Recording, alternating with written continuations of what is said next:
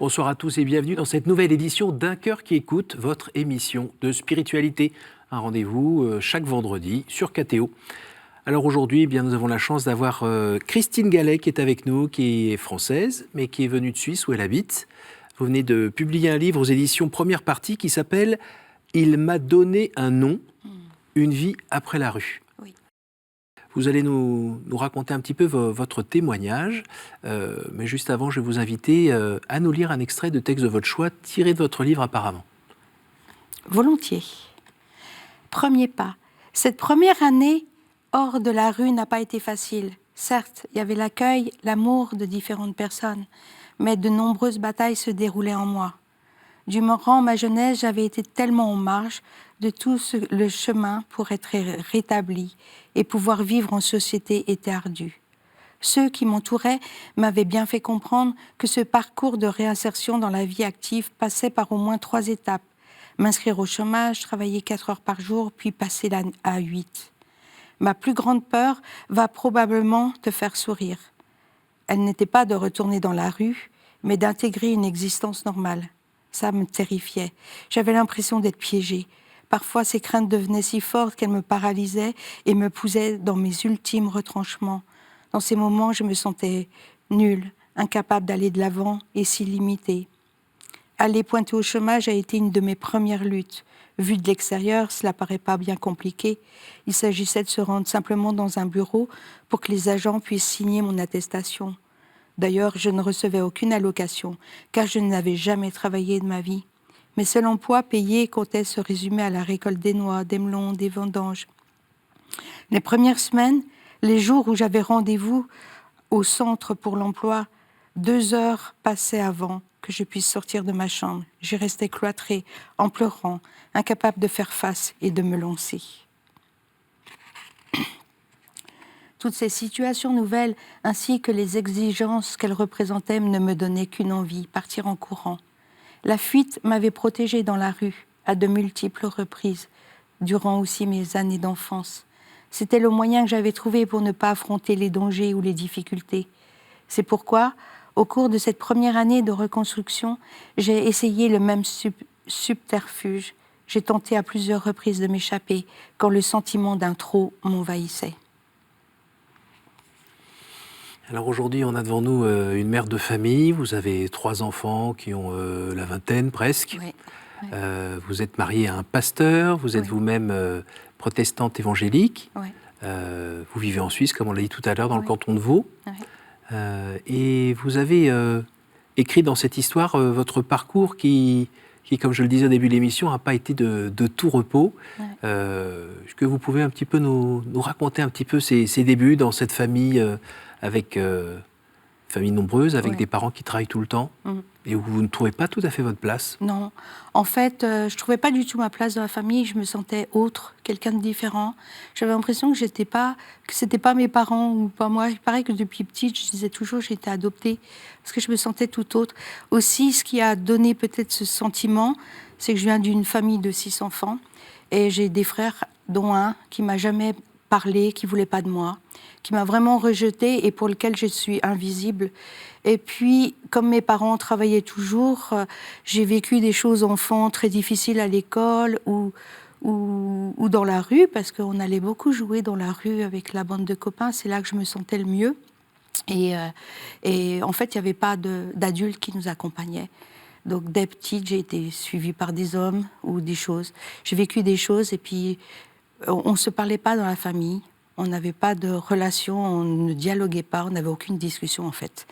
Même ce frère qui m'a ignorée ne me parlait pas, ne voulait même pas entendre mon nom. Donc je me suis retrouvée dans cette famille et c'était vraiment très très difficile. Et il y avait un tel rejet sur ma vie, il y avait un interdit, je dis que c'est un interdit, c'est comme si je n'avais pas le droit d'exister en fait. Vous n'avez toujours pas d'explication? Non, j'ai travaillé, mais il y a des explications, on ne peut pas tout expliquer comme ça au public, mais il y a eu des raisons sûrement, sur ma famille, sur mes parents, il y a toujours des raisons en fait. Et qui vous ont pacifié? Oui, ça m'a aidé à construire, à comprendre. On a besoin de comprendre pourquoi les choses. Et ça nous aide à le placer dans notre histoire. Parce que quand vous le racontez, on a l'impression que tout d'un coup, vous vous retrouvez, vous êtes un mouton noir. Oui. et rejeté, donc vous n'êtes pas bien chez vous. Et Non, comme je suis mal. dans cette période où vos parents travaillent dans le café en dessous avec des horaires énormes et Oui. donc ne vous voient pas, votre Ouais. mère n'a pas l'air de vous porter beaucoup attention, Non. les frères et sœurs vous rejettent, donc et c'est où votre place? Et c'est là où tranquillement vous allez gentiment Oui. trouver Oui. dehors en fait, Oui. et dans la rue. Oui, parce qu'en fait, pour moi, la rue, en fait, c'était le seul lieu où je me sentais exister. Déjà enfant, en bande, et puis après, c'était le seul choix que j'avais. À tel point qu'à 16 ans, vous faites la malle. Alors, j'ai commencé à faire des fugues, oui. Je suis partie de la maison, j'ai fait plusieurs fugues. Je revenais parce que j'espérais toujours faire partie de la famille, j'espérais toujours qu'on m'accueille. Mais Et là, ça vous le marchait racontez pas. page après page, jamais en Ouais, fait. ouais. Jamais. Et donc, la rue est devenue mon lieu, mais mon lieu de désespoir aussi, en fait. Parce que je me suis retrouvée seule.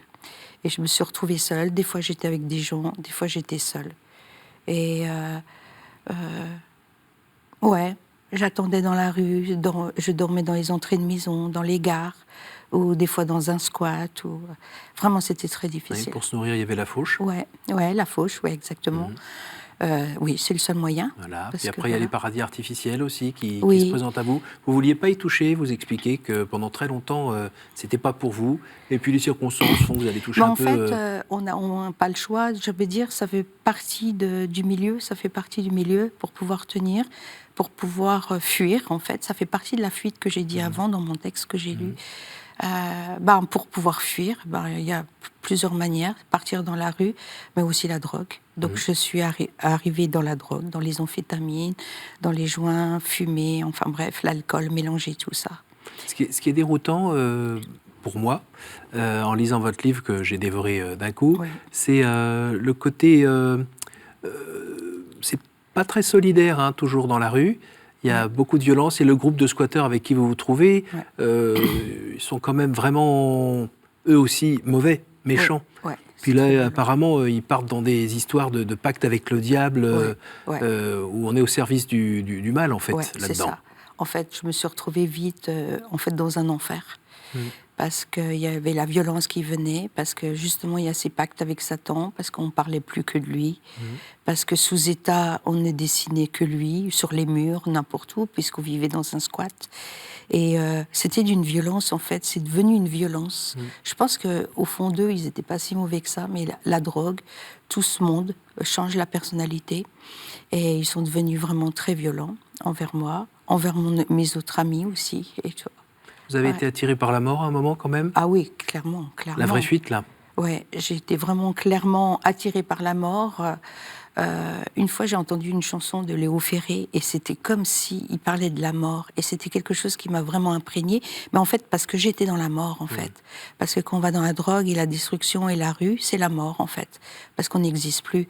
Mais en fait, c'est depuis l'enfance, on n'existe plus, des fois. Donc, c'est qu'une manière de formuler ou d'exprimer par la drogue et la rue. Mais en fait, c'est parce qu'on n'existe pas. Donc, j'étais morte. Vous ne mangez plus? Oui, je ne mangeais plus à cause des amphétamines, et, parce que ça conduit à un terrain très glissant, sous état tout le temps, donc on ne mange plus, on ne dort plus. J'entendais des voix, je grinçais des dents, j'avais des tocs, en fait, qui se manifestaient à cause de l'effet de la drogue. Oui. Ouais. Et vous n'aviez pas des amis ou de la famille susceptibles de vous donner un coup de main? En fait, le choc le plus grand, c'est qu'une fois, j'ai essayé de retourner dans ma famille et j'avais que mon chien à qui je pouvais parler. Et ce jour-là, je suis allée, on ne me parlait pas dans la famille et ce chien m'a mordu. Et là, je suis repartie dans la rue. Et ça a été la descente, là, très rapide. Parce que j'avais plus personne. Des fois, j'étais dans la rue, je me tapais les têtes contre les murs. Il n'y avait plus personne pour moi. Et c'était... D'ailleurs, vous racontez aussi que dans la famille, c'était le repas devant la télé. Et donc, oui, la télé était toujours allumée du matin au soir. Quoi. Ouais, parce mais il n'y que avait pas cette rencontre, ce dialogue, cette relation. Il n'y avait pas de relation. Et pas avec les parents non plus. Aucune relation. Aucune relation. On ne savait pas se parler, en fait. Donc tout ça va gentiment vous mener au bout du bout. Oui. Vous le racontez aussi à un moment. Ouais. Où là, vous êtes un déchet. Ouais. Au milieu de la rue. Déchet, au milieu et de les la gens rue. passent à côté. Et me voient plus. Et vous voient plus. Ouais. Et là, qu'est-ce qui se passe? Il y a un petit groupe qui est pas très loin. En fait, j'attendais par terre dans la rue la mort, parce que je savais que c'était la fin pour moi ce jour-là. Vous aviez quel âge là? 18 ans. Ça paraît terrible, mais à cause de tout ce parcours, j'étais au bout de moi. Et là, il y a des gens qui marchaient dans la rue, qu'il pleuve, qu'il neige, qu'il vente, ils allaient parler de Dieu dans la rue. Et ils m'ont vu et ils ont pensé que c'était trop tard. Mais ils sont repartis et c'était comme si Dieu leur disait retournez vers cette personne. Il y a quand même cette première partie où il vous laisse eux aussi. Oui, il me laisse aussi. Et puis c'est comme si Dieu leur disait mais allez vers cette personne. Et puis ils sont revenus vers moi et je me rappelle pas grand-chose. J'étais sous état, j'étais tellement détruite. Mais ils m'ont posé la première question, c'est si j'étais un garçon ou une fille, tellement pour dire combien j'étais physiquement détruite, quoi.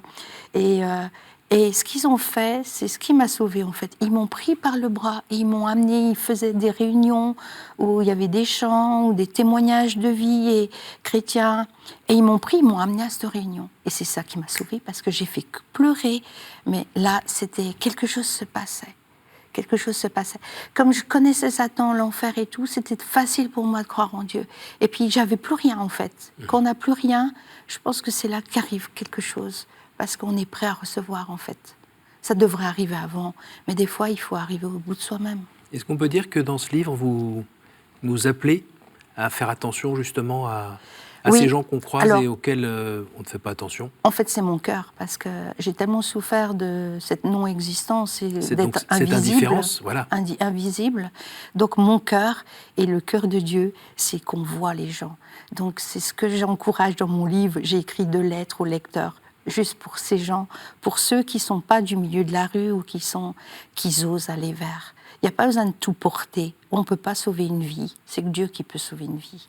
Mais de voir une personne, de lui parler, de la regarder, de faire juste ce qu'il y a à faire. Alors parfois, on n'ose pas rentrer dans cette relation parce que soit on ne veut pas déranger, si on ne veut pas gêner la personne qui se voit en train d'être vue dans une situation où peut-être qu'elle n'a pas envie d'être vue. Ouais. Il y a ça. Ensuite, on n'a pas forcément envie d'établir une relation, comme vous le disiez à l'instant, qu'on ne pourra pas suivre. Oui, c'est ça, ça fait peur. On a peur de se faire manger le doigt, le bras, le machin. Oui, c'est vrai. Et à la fin, on continue tout droit. Puis après, d'autres diront que dans des grandes villes comme Paris, Lyon ou Marseille, on est multi-sollicité.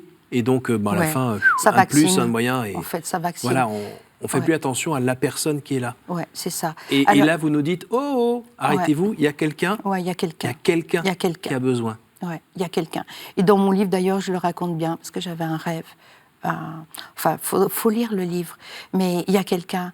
Alors, il faut, je pense, se laisser toucher dans le cœur. Et puis, savoir voir peut-être le temps est pour une personne, et peut-être pas celle-là pour l'instant, mais c'est cette personne.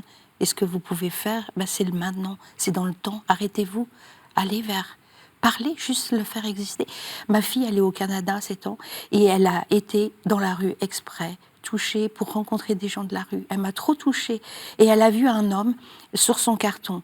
Et elle m'a fait pleurer parce qu'elle a demandé à cet homme, est-ce que tu es d'accord que tu m'invites sur ton carton chez toi? Elle l'a considéré comme une personne existante qui avait un lieu, même si c'est un carton. Il existe, il a un lieu. Et de se faire inviter, et de le mettre existant, de le faire reconnaître, de lui donner de la valeur. Alors parfois, les gens ont un peu peur aussi parce que c'est une population qu'on dit assez touchée par des maladies psychiatriques. C'est clair. Et donc, on n'a pas envie de se faire sauter dessus.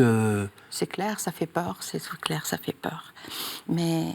Alors, vous dites dans votre livre, on n'est pas obligé d'y aller tout seul. Hein.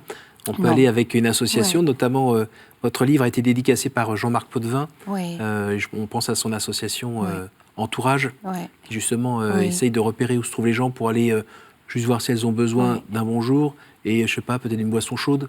Oui, c'est ça. Je pense que c'est important de s'accompagner de personnes, d'être un groupe, de ne pas être englouti par le besoin de l'autre, mais de pouvoir faire sa part, juste sa part. Alors, dans votre coin, aujourd'hui, en Suisse, vous êtes aussi un peu concerné ou pas? Oui, alors bien sûr, mais on les voit beaucoup moins. Ça m'a frappé en venant à la gare de Lyon hier, je suis arrivée.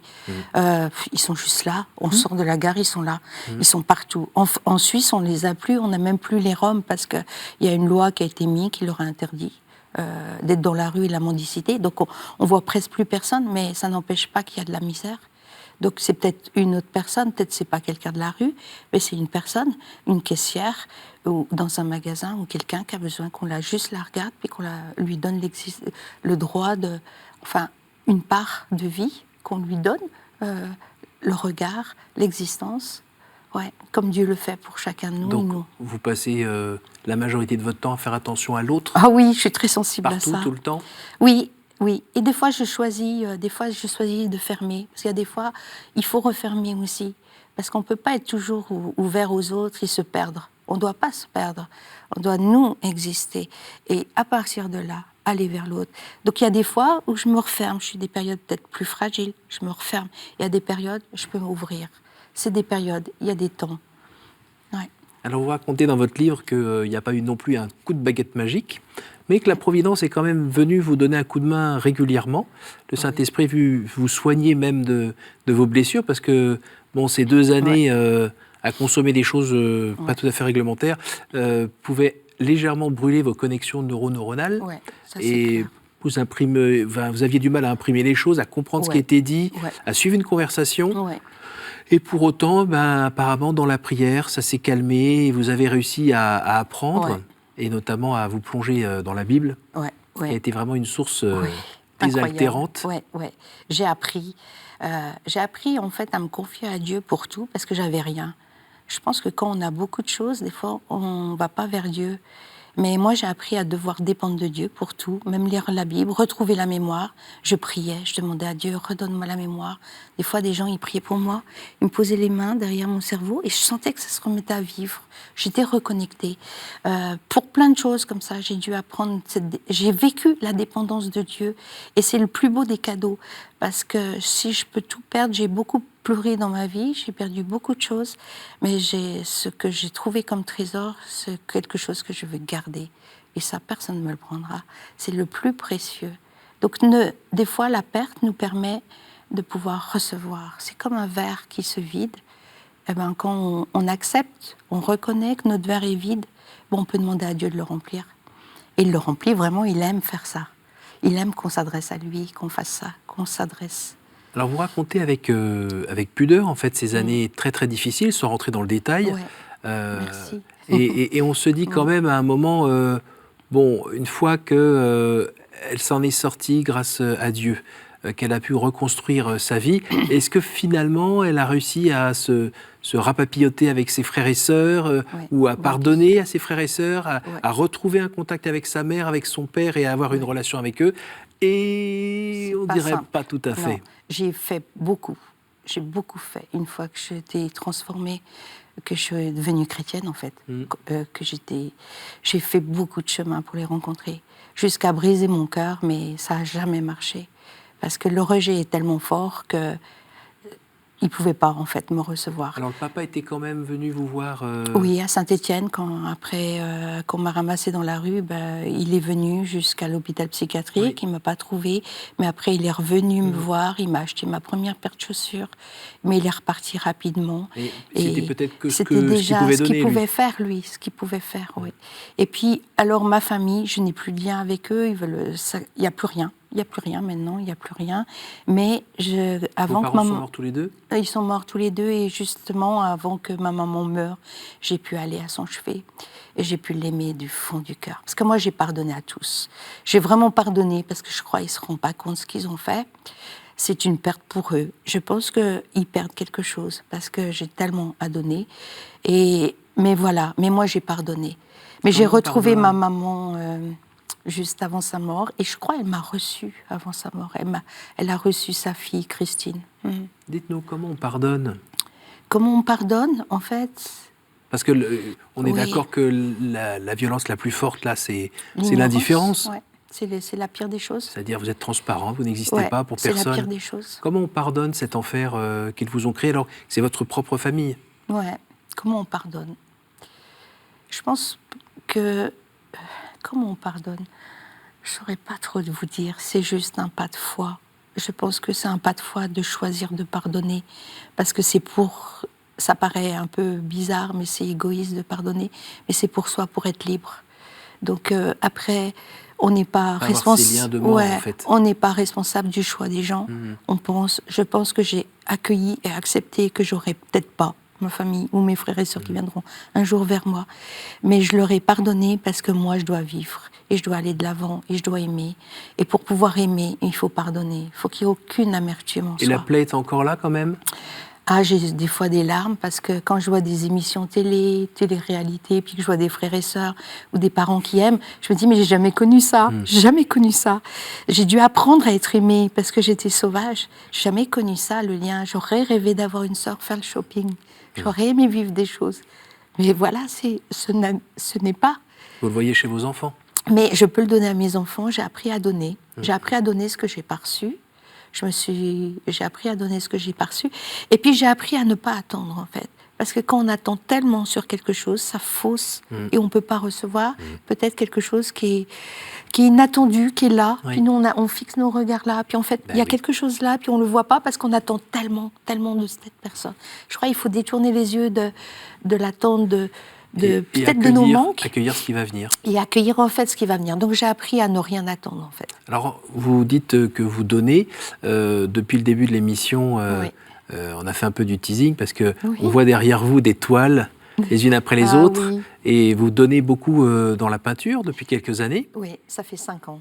J'avais jamais peint de ma vie, mais quand je vivais dans la rue, je volais tous les livres de Van Gogh et je rêvais d'être une artiste. Et vous avez bien vos 2 oreilles là, parce que oui, vous n'êtes pas blessée. oui. Et puis non, je suis pas blessée comme Van Gogh. J'aurais pu. Et puis j'ai découvert la peinture il y a 5 ans. Quelqu'un m'a permis. Parce que je me disais, la peinture, c'est pour les riches, ceux qui ont de l'argent, qui peuvent s'acheter des toiles, des peintures. Et quelqu'un m'a permis, m'a expliqué, m'a permis de faire un cours gratuit de peinture. Et ça a été, enfin, mes tripes ont pu s'exprimer par la couleur. C'est plus la couleur qui me touche. J'aime beaucoup le contraste entre les couleurs, mettre du noir des fois pour montrer la profondeur, mais la souffrance peut-être, et la lumière. J'aime beaucoup la lumière. En fait, j'aime beaucoup la lumière. Donc, j'essaye d'exprimer tout ça par la peinture. C'est plus une expression abstraite, des fois. Des fois, c'est assez figuratif. Mais c'est beaucoup de l'abstrait et exprimer. Voilà, exprimer. Est-ce qu'on peut dire, pour finir, que entre votre vie d'avant, le début, et aujourd'hui, entre les deux, il y a une sorte de résurrection? Oh, complet. C'est complètement la Merci résurrection. Oui, et c'est trop rien à voir, quoi. Et c'est le miracle de Dieu. Il peut faire des choses miraculeuses. Il peut faire pour ta vie des choses tellement miraculeuses. Confie-toi en lui. C'est tellement génial. On arrive déjà à la fin de l'émission. Ouais. Et là, Excusez-moi, j'ai besoin de me sécher mes larmes. Il n'y a pas de miracle, hein, c'est la fin de l'émission. Ouais. Je vais vous demander de tirer 3 cartes, Oui. de nous lire les questions et d'y répondre, évidemment. Alors, il faut que je tombe sur les bonnes. Hein. Bon, elles sont toutes bonnes, je pense. Oui. J'en prends 3, je dirais. Quelle image vous faites-vous du paradis? Bonne question. L'image que je me fais du paradis, en fait, le paradis, c'est être en lien avec Dieu, le Père qui nous a créés, avec Jésus, le Saint-Esprit. Donc le paradis, c'est la continuité de cette relation avec Dieu qu'on a développée. Donc la continuité, c'est la rencontre totale avec lui. Bonne question. Ah, je crois. Quelle est votre prière préférée? Quelle est ma prière préférée? Alors ma prière, c'est que je puisse, et que j'ai fait ce matin, c'est que je puisse transmettre la présence de Dieu aux gens. Parce que dès qu'on est en présence de Dieu, je pense que tout ce vide que les gens peuvent avoir est rencontré. Donc c'est ma prière. Quand je suis dans un endroit, que je puisse amener la présence de Dieu. Quelle est la faute qui vous paraît la plus facile à pardonner? La faute la plus facile à pardonner? Il n'y a pas de faute facile à pardonner. C'est une question difficile à répondre. Il n'y a pas de faute facile à pardonner parce que dès qu'on nous blesse, ça fait tout le temps mal. Donc c'est toujours difficile de pardonner. Mais j'ai appris que c'est par la foi, comme je l'ai dit tout à l'heure, on pardonne. Et après, ça se déclenche en nous. Et après, on voit le fruit du pardon.